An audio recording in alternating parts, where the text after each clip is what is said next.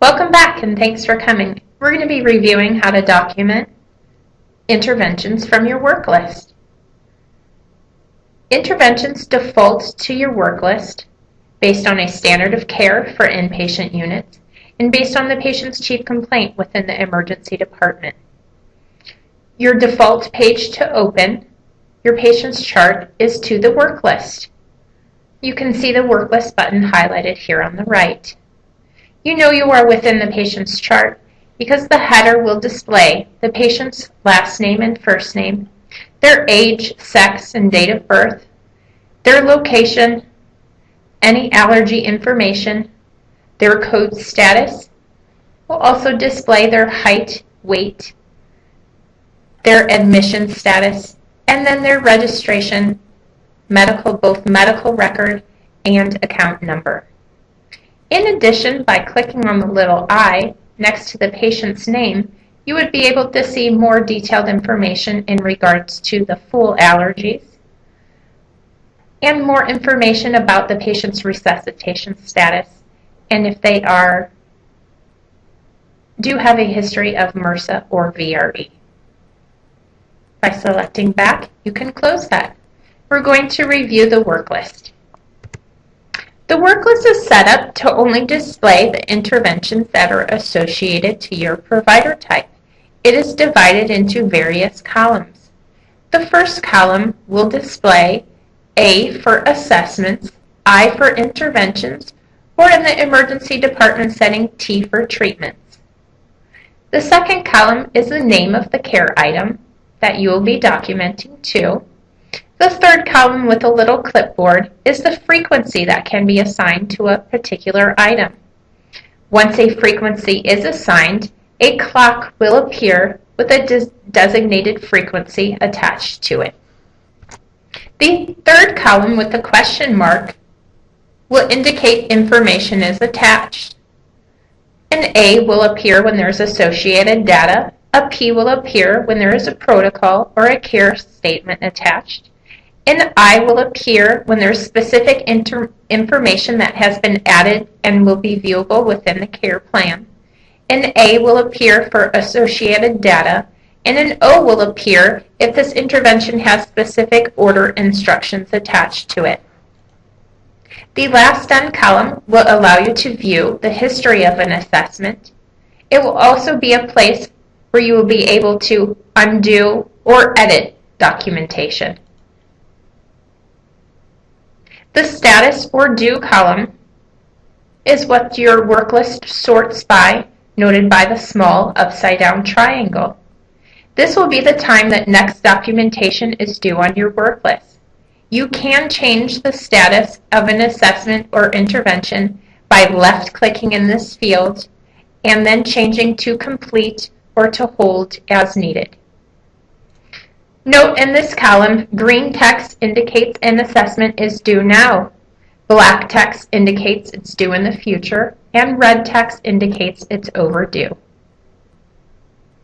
On the bottom of the screen, the Refresh tab manually refreshes the tracker. The Change View tab will allow you to change the view of the work list to tailor to your specific needs. The Add tab will allow you to add additional interventions to your work list. On an inpatient setting, you have the ability to type ahead search to add what you need. Select as many interventions as you want to add, either by using identifier, mnemonic, name, or any word, and then select Save. Within the ED location, the lookup to add to your work list is slightly different. By selecting the Add button, you have the ability to choose either a treatment or an assessment.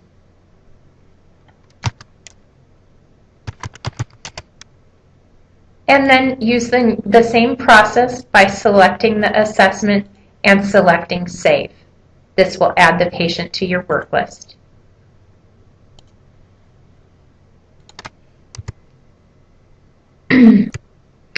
The Not Done box will allow you to document to an existing clock that this intervention is not needing to be completed with a predetermined set of reasons or the ability to free text a reason in. This will remove the clock from your work list. The View Edit button is another way for you to be able to view or edit existing documentation. And the Document button will be utilized to document your interventions. We are going to review how to document an intervention or assessment. Documenting at Kootenai is by exception and is obviously a point-and-click functionality. You would place a check mark next to the intervention you're needing to document, and then select the Document button below.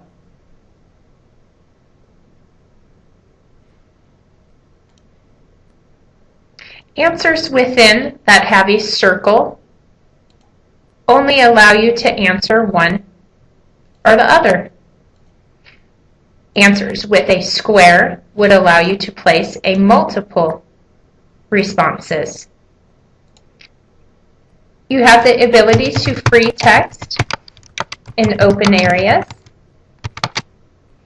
A yes/no comment will allow you to choose either yes and add a comment, or no and add a comment. Advanced assessments will appear below the original assessment with a plus sign underneath it. If you select the plus sign, you would have the ability to see more detailed information. An instance type documentation will display and allow you to choose from a predetermined list by clicking directly on the wording New or Add, and then choosing from the drop-down.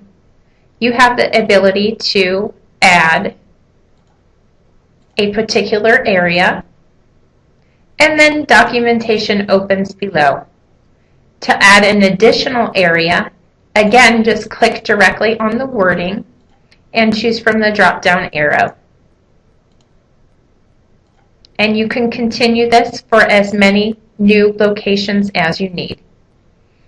In addition, within any documentation section, you have the ability to add a note to this documentation section by selecting the Add Note and choosing your discipline, and then free texting the additional notes that you need.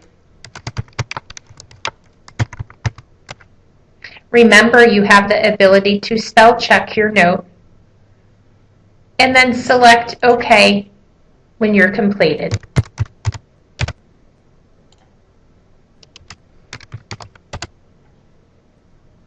This will attach your note to your documentation section and will be visible with a small notepad for you to view or edit. The date and time of any assessment can be viewed by selecting from the top of the assessment,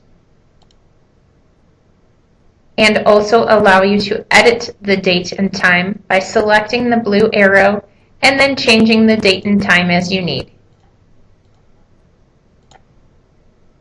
In addition, past documentation can be viewed by using the small blue scroll bar, and you can see the past documentation that has been completed. You do have the ability to recall past documentation that has been completed by selecting the Recall button below and then recalling each of the questions that you need to recall. If the documentation is the same as what needs to be completed now, you can review and save, or you can adjust the documentation as needed after the recall and then save that information.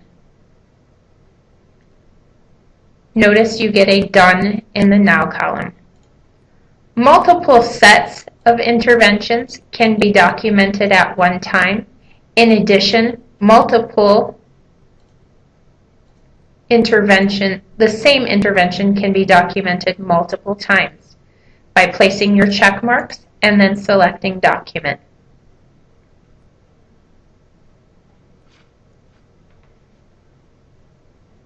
If you note at the top of the screen above the solid blue line, you have all of the interventions you've selected with a check mark to denote the interventions that you'll be completing at this time. In order to complete the same intervention multiple times in one documentation period, you would use your blue scroll bar to scroll over and document your second set or your third set of documentation on that particular intervention. You do have the ability to document an I did it type treatment. This only allows you to say that you've completed this type of intervention. By selecting that intervention and selecting the document button, you'll notice all that displays is a check mark. So this is merely putting a timestamp to denote that you've completed this intervention. You do have the ability to add detailed information to this intervention by once again going into the question mark column and then selecting Edit and adding detail to this intervention.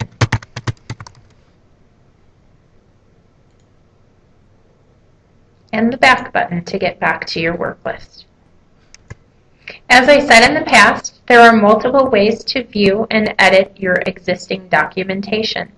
One way would be to highlight the documentation that you've completed and select the View Edit from the bottom of the page. This will allow you then to click on the result and select Edit, and then you can edit the information as needed and select Save once the edit is completed. The preferred method of editing would be clicking in the Last Done column. You're brought to a list of all of the documentation that has been completed. You would have the ability to edit from here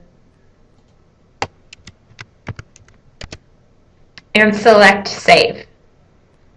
In addition, you would have the ability to undo and save this documentation by choosing from one of the pre-canned or from adding your own free text.